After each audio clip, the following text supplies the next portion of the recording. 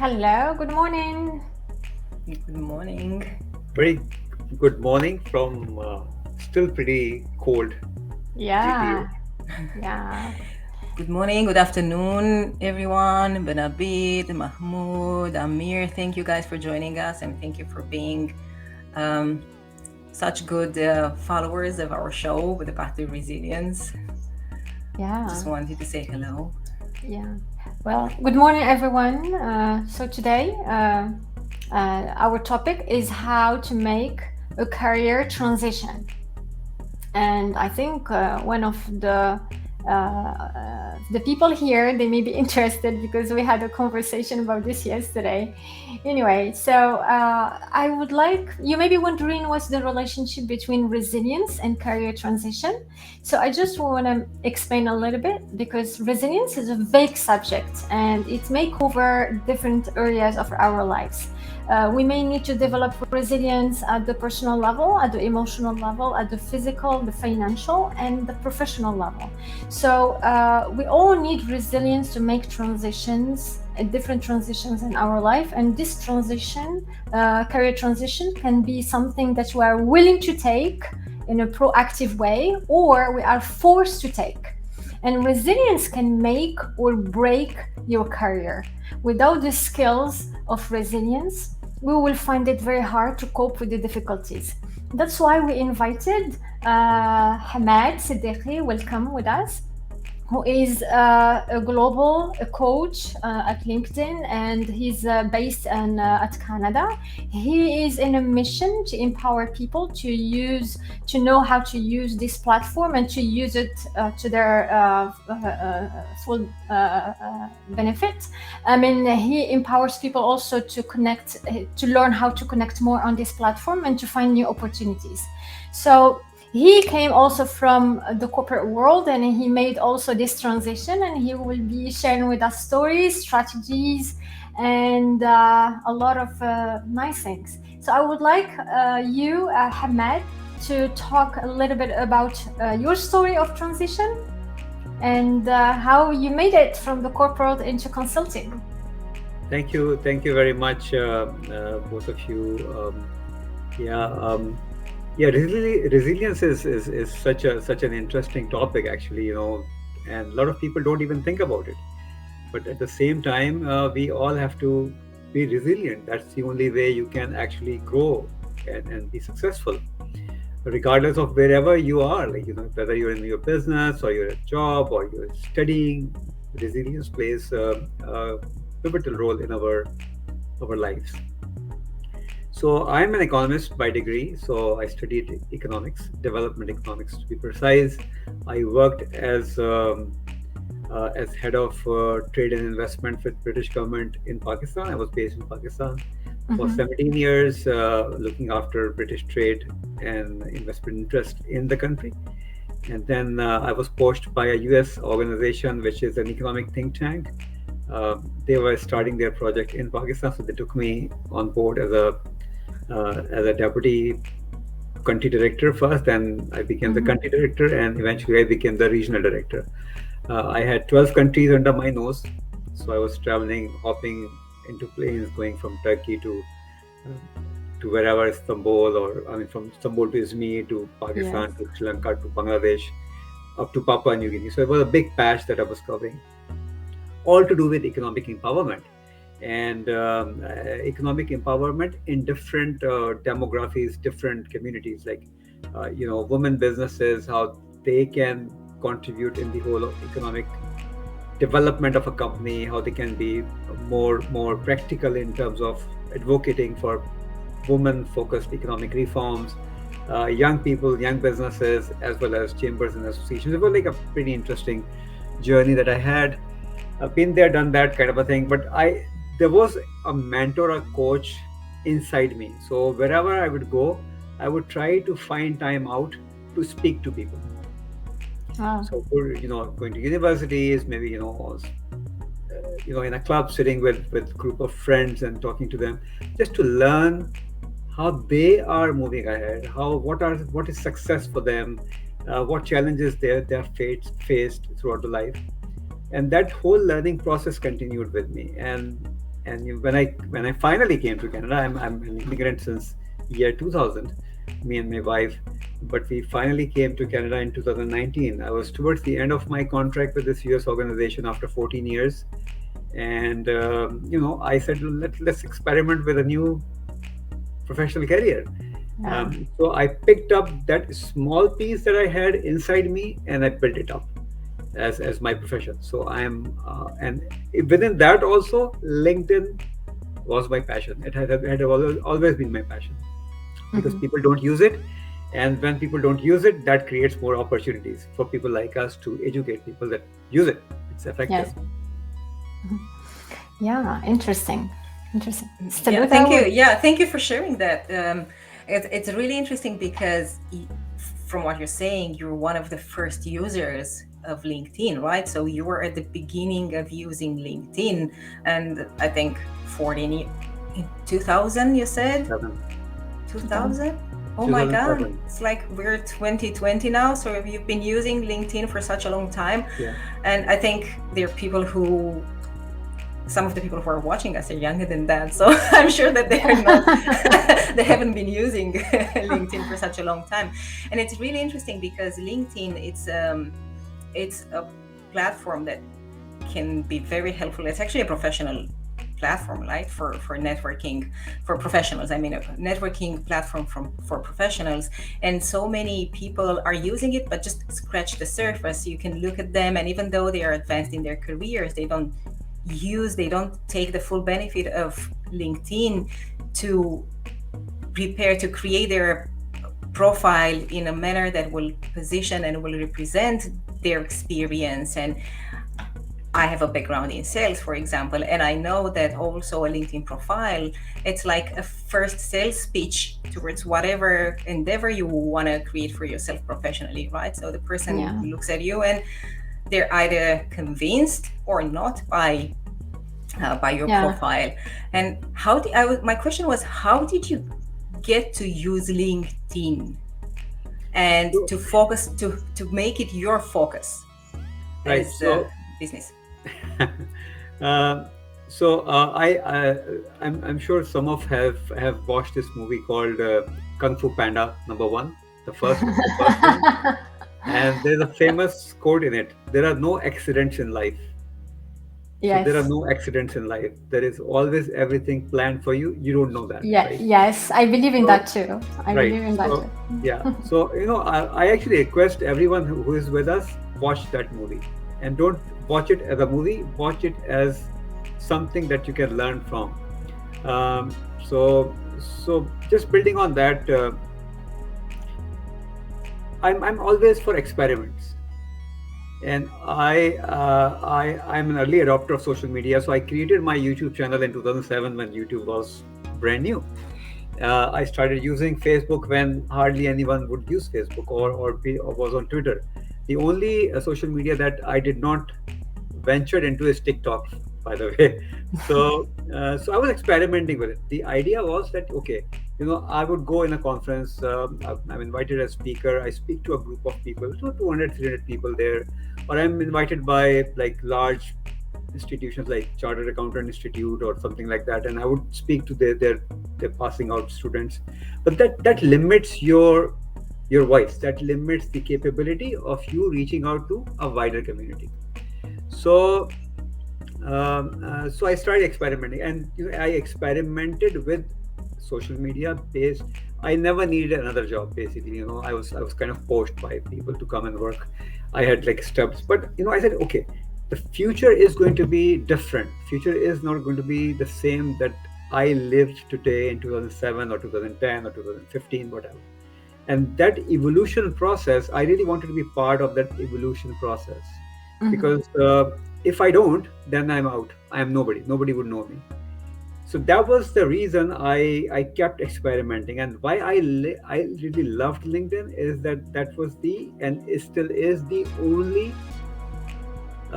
social media platform for professionals, right? So if you want to speak to someone, you can connect with those that you can be part of those conversations, and you can target well. And this has been LinkedIn's kind of a strategy throughout. But since 2016, when Microsoft took over LinkedIn, things have evolved. Things have completely changed. Anybody who used to think LinkedIn is a job portal or my resume is no longer the case. LinkedIn Yes. is an opportunity platform. It's up to us how much deep we want to Yeah. dig and get those opportunities. Yeah. By the way, we're not promoting LinkedIn platform. We are just, we Yeah. all know, we just know the importance of being on a professional platform. And we would like to change this perception that people may have that LinkedIn is only a channel to look for a job. But LinkedIn is more than that. LinkedIn is an opportunity to meet beautiful people like what we're doing right now. I mean, I didn't know Hamed. I knew him through someone else that I think, Shahid, and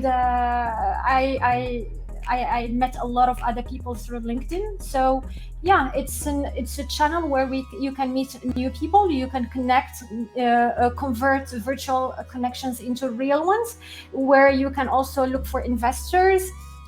People who can join you in a very noble missions and more than that. So yeah, change your perception, because everything is about perception. Once we change the perception, then we will start acting differently. And it's amazing because when I hear about your story, usually having an interest on social media doesn't. It's more about millennials and younger, maybe not generation X generation, because usually X generation are not very comfortable with social media and so on. That's amazing. I love Yeah. it. So Yeah. so I always say, you are right. We are not promoting LinkedIn, but we are promoting people to think from a different perspective, right? Look at Exactly. the other side of the coin also, and you will be amazed. Yeah, that's true. Yeah. And in to keep things, to the topic, to the point of our conversation today, which is transitioning in your career, because many people, especially throughout the last 2 years with the global pandemic and everything, some people were forced to shift in their careers because of these circumstances. Some people rediscovered themselves and chose new careers. What would you say to the people who are going through this transition? What would be your advice to them in regards to channeling their energy, keeping their uh, Moral high. positivity and moral high? Exactly. I didn't know how to phrase it so that it sounds, because sometimes you can be discouraged, right? Yeah. Even though you have the skills, even though you have the experience, Yeah. translating that into a new opportunity might take longer than you expect. So what would be your recommendation to the people who are going through transitions to help them with being resilient in the process? Yeah, yeah.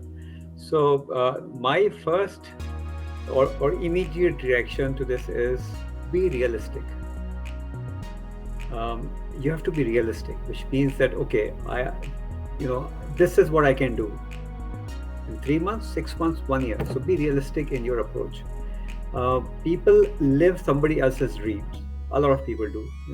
People see these corporate giants, rich people, Elon Musk. You never know, and they just try to live their dream. So I always say, live your own dream, and your own dream may not be somebody else's dream. So this is one thing. Be realistic. Number two is, if you are consistently focusing on something, it's going to happen for you. It may happen now, it may take some time, but it's going to happen. Things will unfold. You will meet right people, you will learn, you will do everything. And this fascinating quote from Tony Robbins is that if you want to change the output, you have to change the input in the process. So now you want to change the output because somebody is out of job, or somebody is in a difficult situation. He wants to switch, wants to start a business, a new career, like three of us did, and our friend Shai did too. What you have to actually do is to sit back and evaluate where you stand at this moment in time, and keep things simple, right? If you are complex, if you are into like too many CRMs and this and that, you may just not start your new venture. You have to start from somewhere and then build it up. Eventually, it's going to happen. I started my consulting business on 1st April 2020. Remember that? When pandemic was announced, we were on lockdown 1st April 2020. Yes. And I started my business then. I rebranded myself twice because I was in the process. So start the process and talk to people who are wiser than you. You know, you may have friends who are very close to you, or your family members who are very close to you, but are they wiser than you or not? That's really important, because wiser people are going to give you the right one word advice, maybe, and that's going to do everything.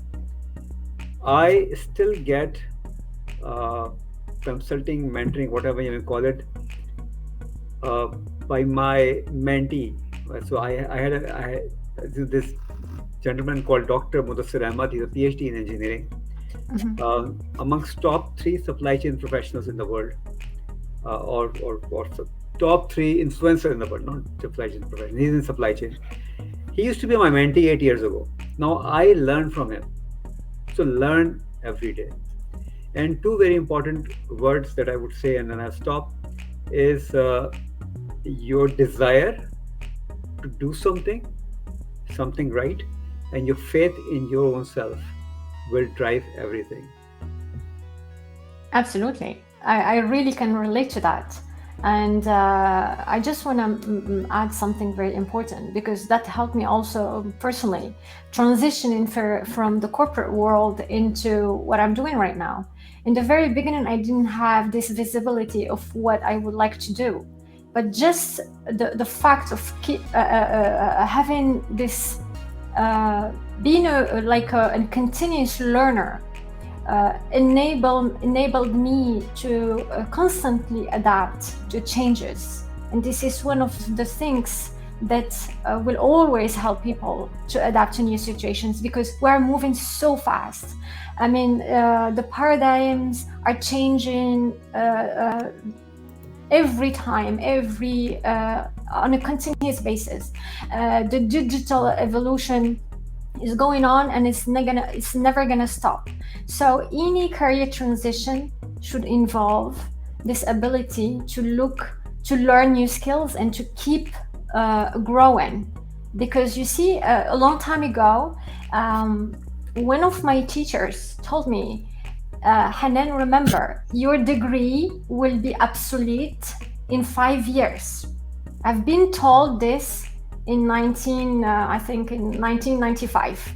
And then now it's not only after 5 years, maybe after 2 years, whatever you learn, whatever, either at the university or even at the workplace, is going to be obsolete. That's why having an eye on the market, on the trends, keep learning, it's something that really can help in adapting to new situations.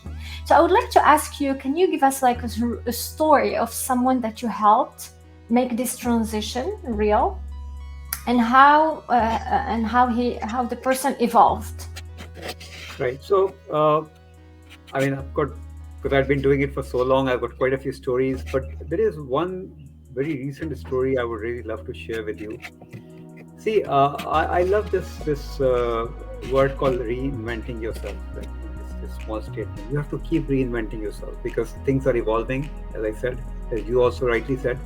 So your degree takes you to a limit. It opens up your thinking process. It gives you the right muscles for your brain. But that's it. So my question to a lot of people is, and this is a question that I would ask you also, think about it. You don't have to respond to this. So think about Flip Kotler. Flip Kotler's, Principles for Marketing is taught across the globe. Every BBA MBA student would read the same book, right? Why somebody reading that book at Harvard Business School is different from somebody reading that book in Kathmandu, for instance? What is the difference? Difference is in our approach. So with that, how do you change that approach? Makes it or breaks it. So I had one of my clients, and this is not about, by the way, career change. It's about how do you see things from a different perspective, and that actually changes the whole story for you. So he joined in one of my executive coaching program that I have for LinkedIn, and he had a lot of questions. He's a civil engineer, a structural civil engineer of some sort, based out of Dubai. So he joined my program. He was still not sure, but anyways, he went through the program. He really enjoyed it. And in one of the component in my program is a full focus on content, because content is king, as we always say. How do you write content? And one of the thing in between is doing your videos. And this guy says, he's flatly refused. I will not do videos. Videos are out. I just can't. And I said, what is the reason? There has to be a reason. And this is the story of resilience. The reason. He said, I don't think I can speak well in English. I said, can you speak well? So he's a native Urdu speaker. So Urdu and Hindi are more or less the same languages. I said, can you speak in Urdu, which is similar to what Hindi is? Yes. So I said, I'm not asking you to do videos in English. You can do videos in Urdu and Hindi. And once you build that confidence, you can start your videos in English. No, out. I said, okay. After the session, I said, can you please join me back on the same Zoom link, and I will actually explain what are opportunities for you. And when he joined back, I was already recording the video. So it was similar to this, and I asked you questions. He responded to those questions, and we were in English. So I purposely spoke English with him, although I'm a native Urdu speaker, by the way. And he was fine, 5-6 minutes things, and then I switched into Urdu. I said, this is fine. The thing is that hardly any civil engineer is posting content and coaching or helping people understand issues on LinkedIn. So if you do that, you will be at the top, because nobody else is doing it. And here's your video, by the way, because I recorded it. I said, this is your first video for your post. This guy got so motivated because he now had the reason. He knew he could do it. He would post one video every week. He would identify a problem, because you're at site and there are problems. He would take that video. He would say, okay, this was the problem. This is how we sorted out. And this guy has developed crazy following in the past 6 months, because this is how it happens. He's getting he's been seeked for help, and he's been offered opportunity. Let's put it this way. So this is what happens. You have to be realistic. You need to have reasons to do it, and you need to find someone who would help you do it. Very simple. Exactly. So that was nice. I mean, I think me and Steluta, we talked a lot about limiting beliefs. I mean, this is something that you mentioned right now. Yeah. Sometimes what we keep telling to ourselves is just in our minds. Wow, that's true. Steluta. Yeah, it's so true. And yeah, exactly. And thank you for sharing this story, and you said something earlier, both of you, about, education and things that you've done in the past, that they become obsolete. I don't agree that they become totally obsolete. They do serve their purpose. But what I do believe is that, there is this book of Marshall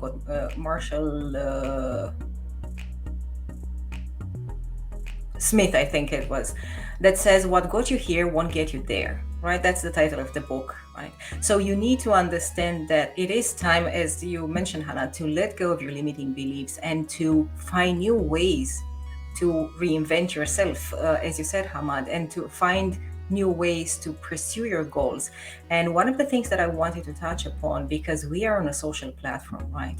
And yes, the digital transformation will continue forever, and there will always be changes. But the most important thing is to connect with people and to create genuine relationships. And I think we have Murad, who said, yes, network can help each other. And this is true, because businesses are built by people, with people, for people. And I think even though many of us have struggles trying to connect and trying to relate to people that we don't know, create these genuine relationships, luckily the three of us were not in that amongst these people. So we don't have this issue, but there are many people who struggle with reaching out to other people and creating. They're not that outgoing as we are as nature, but you need to learn that this is part of a journey. This is part of transitioning, especially when you want to change careers. It is really important that you connect and you create a network of people that can support you, that you can learn from, as you said, Hamad, that can give you the advice and the guidance towards achieving your goals, right? And finding that dream job that you want to find for yourself, or the career that you want to find. I think it is really important to emphasize that social platform, people, crucial. Yeah, yeah. I would, before asking Ahmed another, that would be my last question. I just want to add something. This career transition, there an internal part that we all need to master, which has to do with our approach, our mindset, how we perceive different situations, and how we perceive challenges. And that perception should change, because challenges are really new opportunities for growth. And the second thing is external. And this is something that you also talked about, Steluta and Hamed, is how we connect with people, how we build a network. Most people are afraid to be rejected. And so what? Be rejected. One time and two times. I've been rejected many times. That's okay. That's really okay. Now, even if I'm rejected, I'm like, okay, let's move on. Let's see another. I always ask for help. And even if I don't get the help, I don't stop. You see, and you may send like a request to someone, and to 10 people, and 2 people will respond, and that's okay. That's really okay. So what would be, since we still have only a few minutes, what would be your last advice, Hamad, to people who would like to make this transition and build a network and grow this resiliency? Well, I think a starting point will always be, be realistic in your own, in your strength. You spoke about, connecting with people, which is very important. What I also observe, because this is what I do for a living, is that people follow influencers literally blindfolded. So they would just follow influencers, without any reason in their mind. And I usually tell my mentees, stop following them if you're just following them. If you want to learn, you have to have your own learning path defined. Okay, this is what I want to learn from that particular person. So if somebody follows me, what do you want to learn from me is more important than simply following me. So if I can map that up, or I can chart that up, okay, Hamad, these 5 posts in last 1 week, this is how he did that. This how much engagement were there, or there were no engagements, or whatever. That's your learning, and put that learning into work for yourself. We are living in an age where there is, as we call, information explosion. I think explosion is a smaller word now. You cannot learn everything. You cannot be part of every group. You cannot talk to everyone. So collaborate. And this is what it is. It's a collaboration which was initiated by one of our joint friends. And this collaboration then takes you to the next level, whereby you start knowing people. Ask questions. You have to ask right questions. If you don't ask questions, you will never learn. And there are no wrong questions in life. As a salesperson, Steluta, you had been into sales. Salespersons would always talk to their clients first, try to understand, and then they pitch. So try to understand that individual, their perspective. And this is a commercial world. Think about it. Be realistic again. Some people will come forward and they will share their content, their strategies with you. Some will not, and that's okay. So if they want to, if I'm coaching, I have got a portion of my coaching which I give out anyways, right? But a portion of my coaching which is more intense, more strategic for my clients is paid, similar to all of us. So don't be afraid of paying people, because you will be charging too for your services. Yeah, you don't offer your expertise for free, unless it's a charity. So be realistic, and if you do all this, it's going to work for you. Your knowledge beyond textbook is really important. You have learned those textbook and you've got the principles, you know the principles, but your knowledge beyond textbook will take you to a higher level. So that's what I believe is going to work for everyone. You just have to implement it. Exactly. Thank you so much, and amen to paying for resources and paying for your own development, because people want to move to the next level, but they're not willing to invest in themselves. So many people want everything for free. So we are all providing services, and everybody should be making a decent living out of that. So now, because we're at the end of our time, thank you so much, Hamad, for being here. I just wanted to share with the audience where they can connect with you, where they can find you, if they want to work with you. So I first of all, Google me. You will find me on LinkedIn. That's very Hamad Siddiqui. Or I have a website, linkedinimpact.com. So it's very easy, linkedinimpact.com. You can find me there too, and you can send me a message. But the best bet is again LinkedIn, because that's where I'm most active. And you can always follow me. I'm growing, so my following is reaching to 49,000 followers and almost 27,000 first degree connections from all over the world. So I would love to have more people in my network. And I learn from them, and it's always reciprocal. Yeah. Thank you so much. Thank you everyone for joining us. Thank you for your nice comments and support, everyone. Hafiz, Meili, Christophe, Amina, Mahmoud, Syed, Alan, so many people. Yes, James from so Marrakesh. Exactly. I have people from Morocco, from Marrakesh, from Casablanca, from India, from all over the world. Well, thank you so much. Thank you guys for joining us. If you have any topics that you want us to cover that are related to resilience, or if you have a story of resilience that you want to share with us, please feel free to reach out to both of us, to Hanane and myself.